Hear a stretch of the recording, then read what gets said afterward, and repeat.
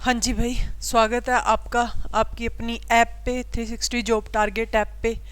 ठीक है, तो आपा कर रहे थे न्यूट्रिएंट्स का चैप्टर। न्यूट्रिएंट्स के चैप्टर में मैंने आपको कार्बोहाइड्रेट्स के बारे में बता दिया था, विटामिन के बारे में बता दिया था, और ये बता दिया था कि उपयोग के आधार पर जो पोषक पदार्थ होते हैं, न्यूट्रिएंट्स होते हैं, वो 4 प्रकार के होते हैं। ऊर्जा उत्पादक हो गए, है ना, जिनसे हमें एनर्जी मिलती है।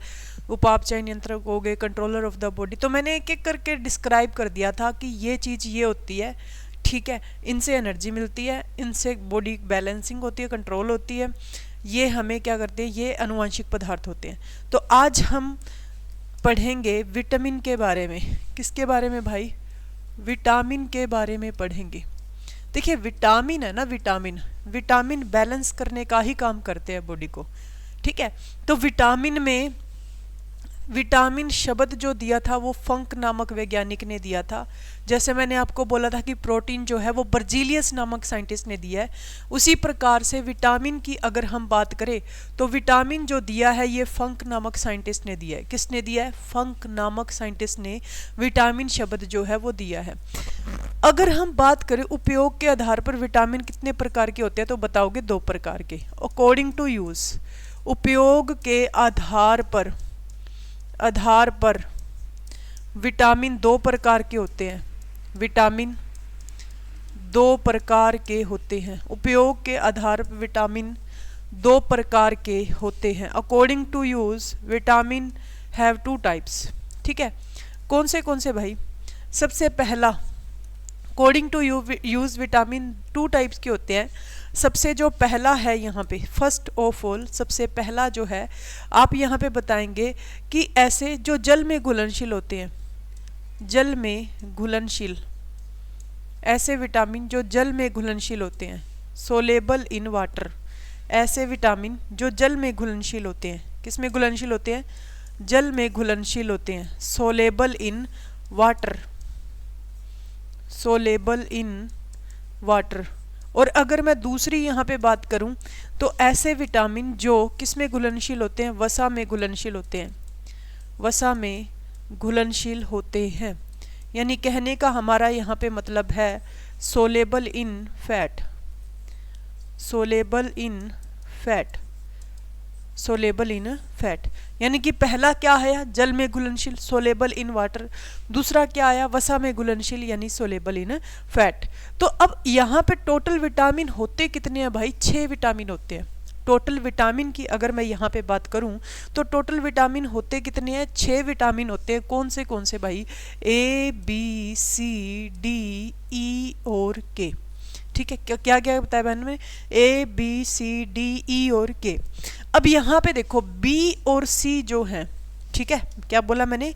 B और C जो हैं ये जल में घुलनशील होते हैं। पेपर में क्वेश्चन किस टाइप से आता है? B और C जो हैं ये जल में घुलनशील होते हैं। पेपर में क्वेश्चन किस टाइप से आता है कि इनमें से ये बताइए कि कौन सा विटामिन जल में घुलनशील है। क्या पूछा जाता है कि कौन सा विटामिन जल में घुलनशील है, तो बता देंगे B और C। समझ में आ गई इतनी बातें? और वसा में घुलनशील हैं, आप इसको उल्टा लिखेंगे, KED और उसके बाद में A, KED और A। तो ये क्या वर्ड बन गया भाई? कीड़ा। इसको आप कीड़ा पढ़ सकते हैं। ठीक है, ट्रिक, एज ए ट्रिक आप यूज कर सकते हैं इसको। तो वसा में घुलनशील, सोलेबल इन फैट क्या हो गया? KEDA, कीड़ा। ठीक है, तो यहाँ पे देखो A, B, C, D, E और K, A, B, C, D और K, A, B, C, D, E और K, कीड़ा। तो ये क्या हो गया? वसा में घुलनशील हो गया। ठीक है, और जल में घुलनशील की बात करें, सोलेबल इन फैट की बात करें, तो ये कौन से होते हैं? B और C। समझ में आ गई सोलेबल इन फैट की? अरे सोलेबल इन फैट KEDA, और जल में घुलनशील कौन से होते हैं? B और C। उल्टा बोल दिया था मैंने अभी दोबारा से, लेकिन लिखा सही है, जल में घुलनशील B और C। B के कितने भाग होते हैं? 12।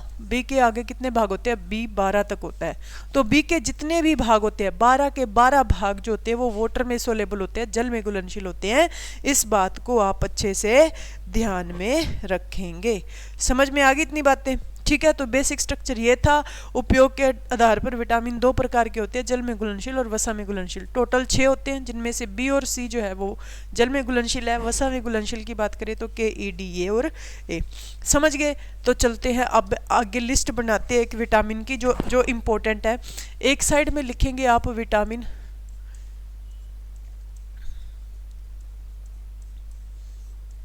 होप सो आपको दिख रहा होगा, विटामिन।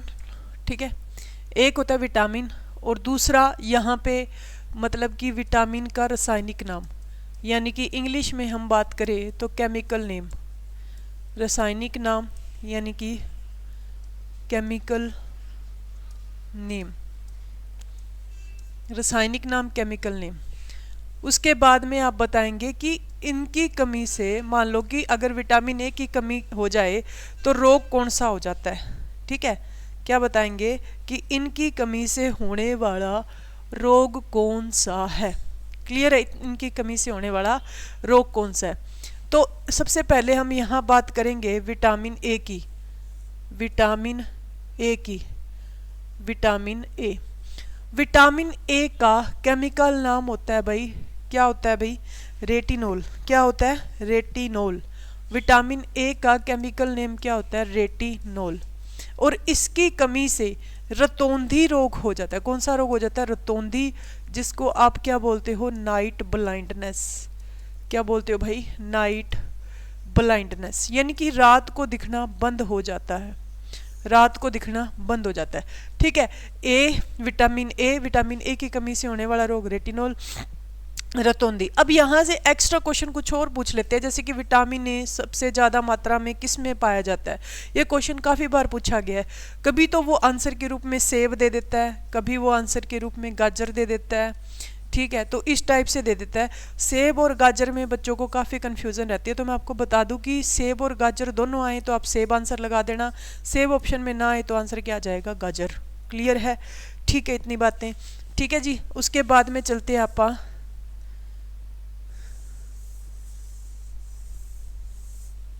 ठीक है, विटामिन बी। उसके बाद में आ जाते हैं विटामिन बी। विटामिन बी लगा लीजिए, चाहे आप इसे विटामिन बी 1 कह लीजिए, विटामिन बी या विटामिन बी 1। इसका जो रासायनिक नाम होता है वो होता है थायमिन। क्या होता है जी? थायमिन। विटामिन बी 1 का रासायनिक नाम क्या होता है? थायमिन। और इसकी कमी से होने वाला जो रोग है, बी 1 की कमी से होने वाला जो रोग है, उसे आप क्या बोलते हैं भाई? Beriberi. ठीक है, बेरी बेरी। विटामिन बी 1 की कमी से होने वाला जो रोग है उसे किस नाम से जाना जाता है? बेरी बेरी के नाम से जाना जाता है। उसके बाद में नेक्स्ट है जी B 2, vitamin B 2। Vitamin B वैसे 12 भाग होते हैं, लेकिन हम वही करेंगे जो इम्पोर्टेंट है और पेपर में आने के चांसेस जो हैं वो ज़्यादा हो जाते हैं। विटामिन बी 2, विटामिन बी 2 का रासायनिक नाम जो होता है वो होता है राइबोफ्लेविन।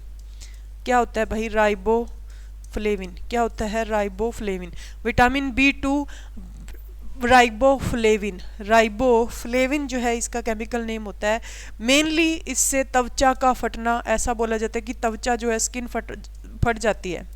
ठीक है, स्किन जो है वो पूरी तरह से फट जाती है विटामिन बी 2 की कमी से। ठीक है, विटामिन बी 2 की कमी से त्वचा फट जाती है। उसके बाद में जो नेक्स्ट है जी वो है जी बी 3, विटामिन बी 3 को या तो हम नियासिन के नाम से जानते हैं, केमिकल नेम इसका, या तो क्या होता है? नियासिन, या इसको किस नाम से जानते हैं? निकोटिनमाइड के नाम से जानते हैं। किस नाम से जानते हैं? निकोटिनमाइड के नाम से जानते हैं। या तो हम इसे नियासिन बोलते हैं या हम इसे किस नाम से जानते हैं? निकोटिनमाइड। एक सेकंड रुकिएगा भाई, एक सेकंड, जस्ट एक सेकंड का टाइम।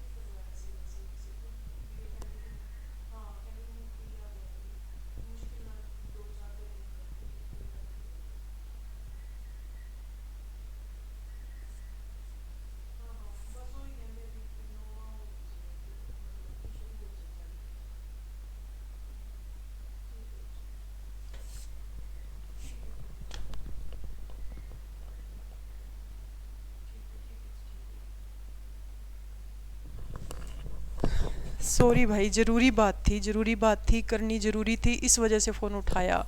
ठीक है, B3 नियासिन या निकोटिनमाइड। ठीक है, नियासिन या निकोटिनमाइड। वैसे अगर ऐसा 1 मिनट या 2 मिनट के लिए कॉल पे जाते हैं ना, तो आप वीडियो को थोड़ा सा आगे कर लिया कीजिए, बिकॉज पता है क्या होता है, ये ज़रूरी होती है कई बार बात करनी। फैमिली का इशू था, इस वजह से थोड़ी सी बात करनी पड़ी मुझे। नियासिन या निकोटिनमाइड, अब देखो इसकी कमी से होने वाला जो रोग कौन सा है, ज़्यादा कोई खास नहीं है। जैसे कि इसमें मैंने बोला रतौंधी रोग, ये इंपॉर्टेंट है, ये भी याद करना जरूरी है, ये याद करना इतना ज़रूरी नहीं है। अब इसमें क्या होता है, इंसान बोलते हैं कि मंद बुद्धि होना शुरू हो जाता है, यानी कि इंसान का दिमाग इतना नहीं चलता, या फिर ऐसे हो जाता है कि बाल सफ़ेद होना शुरू हो जाते हैं, बाल सफ़ेद होना। ठीक है, बाल सफ़ेद होना शुरू हो जाता है। ठीक है, मंद बुद्धि होना या फिर बाल सफ़ेद होना शुरू हो जाते। क्लियर है इतनी बातें, B3 तक कंप्लीट। उसके बाद में हम आते हैं सीधा विटामिन B5 पे। ठीक है, विटामिन B5 पे। विटामिन B5 का जो केमिकल नेम होता है, विटामिन B5 का, अरे यार क्या है, विटामिन B5 का जो केमिकल नेम होता है वो होता है पेंटो। पेंट से आप 5 ही समझते हैं ना, पेंटोथेनिक अम्ल।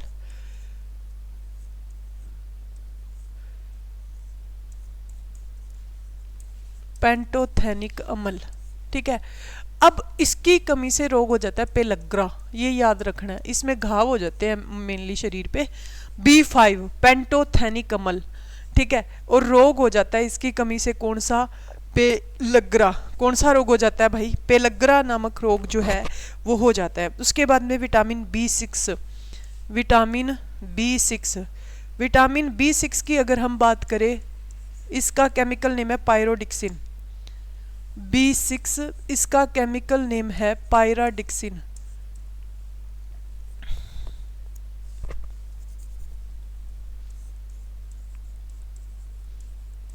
पायरोडिक्सिन।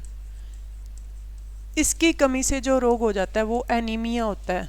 एनीमिया, ब्लड में HB की कमी होना, इसे ही अरक्तता बोलते हैं, इसे ही रक्त क्षीणता भी कहा जाता है। मेनली इंग्लिश का वर्ड है एनीमिया और हिंदी में लिखा आएगा अरक्तता या रक्त अक्षीणता। अब देखो एनीमिया, अरक्तता, अब यहाँ पे देखो जो एनीमिया ना, ये B6 से भी होता है, B11 से भी होता है और B12 से भी होता है। मेनली पेपर में क्वेश्चन B12 से पूछा जाता है कि B12 की कमी से कौन सा रोग हो जाता है, एनीमिया। उसके बाद में B6 इंपॉर्टेंट है एनीमिया के लिए, उसके बाद में B11। लेकिन मैं आपको साफ साफ बता दूं, इन तीनों की कमी से ही एनीमिया होता है, B6 की कमी से भी, B11 की कमी से भी, B12 की कमी से भी। और ये तीनों ऑप्शन आए तो चौथा ऑप्शन ऑल ही आएगा। क्लियर है इतनी बातें। लेकिन अगर ये तीनों आ जाएं और फिर C आ जाए कि vitamin C, B6, B11, B12 और विटामिन B2, ये 4 ऑप्शन आ जाए, तो पहली प्रेफरेंस जो हम देंगे वो B2 को देंगे, दूसरी किसको देंगे, B6 को देंगे और फिर B11 को देंगे। समझ गए? ठीक है, उसके बाद में चलते हैं विटामिन B7। विटामिन B7 का जो केमिकल नेम होता है वो होता है बायोटिन। ठीक है, क्या, बायोटिन, और इसकी कमी से रोग हो जाता है पैरालिसिस यानी कि लकवा। ठीक है, विटामिन B7 की कमी से होने वाला जो रोग है वो है बायोटिन, और इसको क्या बोल देते हैं, लकवा। क्लियर है इतनी बातें। उसके बाद में विटामिन B11। ठीक है, विटामिन B7 के बाद में विटामिन B11, इसका केमिकल नेम काफ़ी बार पेपर में पूछा जाता है, ध्यान में रखिएगा। और इसका केमिकल नेम जो है वो है फोलिक अम्ल। क्या है, फोलिक एसिड, फोलिक अम्ल। और इसकी कमी से जो रोग हो जाता है ना, वो मैंने आपको ऑलरेडी बता दिया कि इसकी कमी से एनीमिया ही होता है। क्या होता है, एनीमिया यानी कि अरक्तता। उसके बाद में विटामिन B12। क्या भाई, विटामिन B12, इसका केमिकल नेम होता है साइनोकाबलेमिन। साइनोकाबलेमिन, ये इंग्लिश के वर्ड है भाई जो अपन हिंदी में लिखे हैं, तो इंग्लिश मीडियम वालों इनको इंग्लिश वाले वर्डों को हिंदी में पढ़ लेना। ये साइनोकाबलेमिन लिखा है, लेकिन ये वर्ड इंग्लिश का है, ध्यान में रखिएगा, ऐसे मत सोचना कि हिंदी का है। साइनोकाबलेमिन, तो B12 साइनोकाबलेमिन रोग मैंने आपको ऑलरेडी बता ही दिया कि कौन सा होता है इसकी कमी से, एनीमिया, अरक्तता। समझ गए? ठीक है, उसके बाद में ये B12 कंप्लीट। उसके बाद में आते हैं हम किस पे, विटामिन C पे। ठीक है, बहुत इंपॉर्टेंट है ये भी विटामिन। विटामिन ये खट्टे पदार्थों से हमें ज़्यादा मिलता है। विटामिन सी ज़्यादा मात्रा इसकी संतरा, नींबू इस टाइप से, आंवला में होती है, सबसे ज़्यादा आंवला में विटामिन सी होता है, ध्यान में रखिएगा। विटामिन सी जो होता है इसका केमिकल नेम पहले लिखेंगे भाई, एस्कोर्बिक एसिड। क्या होता है? Ascorbic acid.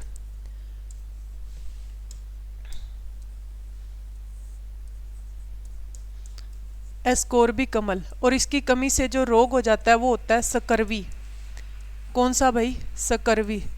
विटामिन सी की कमी से जो रोग हो जाता है वो हो जाता है सकरवी। उसके बाद बारी आती है विटामिन डी की। विटामिन डी, विटामिन डी की अगर हम बात करें तो विटामिन डी की कमी से, विटामिन डी का पहले तो केमिकल नाम देखते हैं हम। विटामिन डी का केमिकल नाम है कैल्सीफेरोल। क्या है? कैल्सीफेरोल।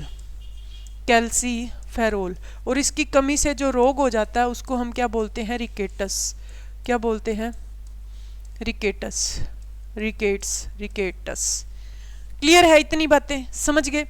अब यहाँ पे ये तो केमिकल नेम हो गए और इनकी कमी से होने वाले रोग हो गए, लेकिन मेन विटामिन जो है A B C D E और के, इनके केमिकल नेम आप याद रखोगे। बी वालों के कुछ कुछ इंपॉर्टेंट है, वो आपको बता देंगे कि कौन से इंपॉर्टेंट है, लेकिन इनके लिए तो एक ट्रिक भी है मेरे पास में, आपको इजीली याद हो जाएंगे। कौन सी ट्रिक है? रथ एक सॉरी भाई, रथ एक टॉफी है। क्या ट्रिक है? रथ एक टॉफी है। रै से यहाँ पे मैंने नंबरिंग कर दी, A B C D E और के, समझ गए? है वैसे ही लिख रखा है लाइन जचाने के लिए। मतलब रै का मतलब है यहाँ पे कि ए का विटामिन नाम की ट्रिक जो बनेगी वो रै से बनेगी। तो रै से मतलब है रेटिनोल। ठीक है, क्या है? रेटिनोल। तो विटामिन ए का केमिकल नेम क्या हो गया? रेटिनोल हो गया। थै का क्या हो गया यहाँ पे? थायमिन। ठीक है, और यहाँ पे विटामिन सी का क्या हो गया? एस्कोर्बिक अम्ल। एस्कोर्बिक अम्ल। एस्कोर्बिक अम्ल। ठीक है, उसके बाद में कै से डी का क्या हो गया? कैल्सीफेरोल। कैल्सीफेरोल। उसी टाइप से टै से क्या हो गया? टोकोफेरोल। क्या हो गया भाई? टोकोफेरोल। और फी से क्या हो गया? फिलोक्विनान। आसानी से याद हो जाएगा भाई, कोई भी मुश्किल इसमें मेरे को लगता है कि नहीं होगी। एक दो बार ट्रिक को लिख के देखना अच्छे से। रथ एक टॉफी है। रै से रेटिनोल, थै से थायमिन, सी से एस्कोर्बिक अम्ल, डी से कैल्सीफेरोल, टै से टोकोफेरोल यानी कि ई का, और फी से फिलोक्विनान। एक सेकंड में नोट कर लीजिए इसको फटाफट से, फिर आगे चलते हैं। या फिर इसका स्क्रीनशॉट तो मेरे ख्याल से होगा नहीं, आप इसको नोट ही कर लीजिए।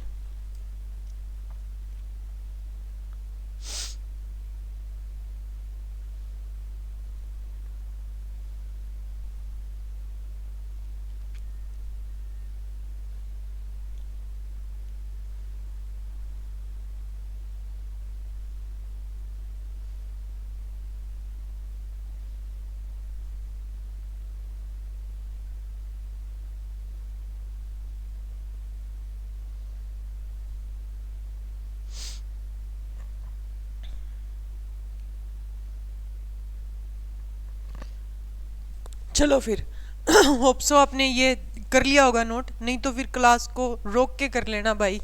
ठीक है, उसके बाद चलते हैं अपन नेक्स्ट पॉइंट पे। फिर अपन नेक्स्ट पॉइंट पे चलते हैं। अब ये तो था अपना विटामिन। ठीक है, विटामिन कर लिया, कार्बोहाइड्रेट कर लिया, विटामिन हो गया, प्रोटीन हो गया। अब एक जो चीज वसा, यहाँ पे वसा फैट के बारे में कोई खास बात नहीं है। मैंने आपको शायद कल बताई थी, कल की क्लास में, कि नहीं मेरे को नहीं पता, लेकिन चलो ठीक है दोबारा से देख लेते हैं। 1 ग्राम वसा को जलाने से, शायद मैंने करी थी बात इसके बारे में, लेकिन फिर भी देखो, 1 ग्राम वसा को जलाने से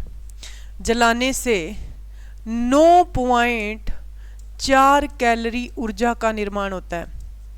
कैलोरी ऊर्जा की खपत होती है। 1 ग्राम वसा को जलाने से 9.4 कैलोरी ऊर्जा बनती है या मिलती है, या कुछ भी लिख सकते हैं कि 9.4 कैलोरी ऊर्जा जो है वो मिलती है।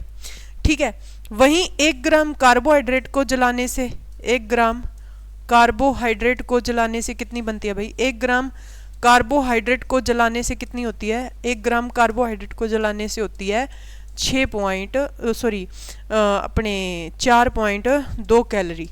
तो वैसे वनस्पति भोजन के रूप में मनुष्य को सबसे ज़्यादा जो ऊर्जा मिलती है, वनस्पति भोजन के रूप में मनुष्य को सबसे ज़्यादा जो ऊर्जा मिलती है वो किससे मिलती है? वो मिलती है जी कार्बोहाइड्रेट से। मनुष्य को सबसे ज़्यादा ऊर्जा वनस्पति भोजन के रूप में कार्बोहाइड्रेट से मिलती है। लेकिन पेपर में क्वेश्चन आ जाए, मनुष्य का नाम ही नहीं ना दिया हो, वैसे ही पूछ ले कि सबसे ज़्यादा कैलोरी किस में होती है, सबसे ज़्यादा ऊर्जा किससे मिलती है, तो नाम क्या बताओगे? फैट में होती है। ठीक है, सबसे ज़्यादा ऊर्जा, क्योंकि देखो 9.4 कैलोरी जो है वो यहाँ पे बन रही है। अब यहाँ पे वसा जो है ये ग्लिसरॉल प्लस में वसीय अम्लों का मिश्रण होती है। ग्लिसरॉल प्लस में वसीय अम्ल, वसीय अम्ल यहाँ पे क्या? फैटी एसिड्स, यानी कि इन दोनों से मिलकर बनती है। एक तो ग्लिसरॉल और दूसरा फैटी एसिड्स, इन दोनों से मिलकर क्या बनती है? वसा बनती है। समझ गए? क्लियर है इतनी बातें? जैसे दूध हो गई, दही हो गई, इनमें क्या होती है? फैट होती है। घी हो गया, घी में भी क्या होती है? फैट होती है। दूध में आप फैट निकालते हैं ना, है ना? जितनी ज़्यादा फैट होगी उतना ही ज़्यादा दूध बोला जाता है कि शुद्ध होता है ना, गुणवत्ता मापने के लिए। अच्छा, दूध की गुणवत्ता किस पे मापते हैं? नोट डालकर लिख लेना। दूध की गुणवत्ता किस पे मापी जाती है भाई? लैक्टोमीटर पे। दूध की गुणवत्ता मापी जाती है किस पे? लैक्टोमीटर पे मापी जाती है। ठीक है, दूध की गुणवत्ता लैक्टोमीटर से मापी जाती है। अच्छा, दूध को दही में, ये नोट डालकर लिख लेना पॉइंट, ये याद आ गया, इंपॉर्टेंट है। दूध को दही में बदलने वाला जीवाणु, दूध को दही में बदलने वाला जीवाणु कौन सा है? दूध को दही में बदलने वाला बैक्टीरिया, बैक्टीरिया का नाम पूछा जाए तो लैक्टोबैसिलस। तो यहाँ भी लैक्टो वर्ड यूज हुआ। दूध से बनी हुई जितनी भी चीज़ें होंगी उनमें लैक्टो वर्ड का यूज़ होगा, ध्यान में रखिएगा। पेपर में हिंट मिल जाता है कि आपसे पूछा जाए दूध के लिए पैमाना कौन सा है? लैक्टोमीटर। कौन सा? लैक्टोमीटर। लैक्टो वर्ड आया। दूध को दही में बदलने वाला जीवाणु कौन सा? लैक्टोबैसिलस। एक क्वेश्चन और पूछा जाता है, फिर आपसे एक क्वेश्चन और पूछा जाता है कि दूध में कौन सी शर्करा पाई जाती है? दूध में कौन सी शर्करा पाई जाती है? शर्करा पाई जाती है। तो दूध में कौन सी शर्करा पाई जाती है? लैक्टोज। लैक्टोज। दूध में कौन सी शर्करा पाई जाती है? लैक्टोज। कौन सी पाई जाती है भाई? लैक्टोज। तो ये मेन जो है, ये मैंने आपको मिनरल्स का चैप्टर करवाया है। कल का दिन और लगाएंगे इस पे, इसके हमने एमसीक्यू करवाएंगे। क्या करवाएंगे? जितने भी पीछे पेपर में आए हुए हैं और जितने एमसीक्यू बनते हैं वो आप साथ के साथ प्रैक्टिस कर लेंगे। Okay, thank you so much.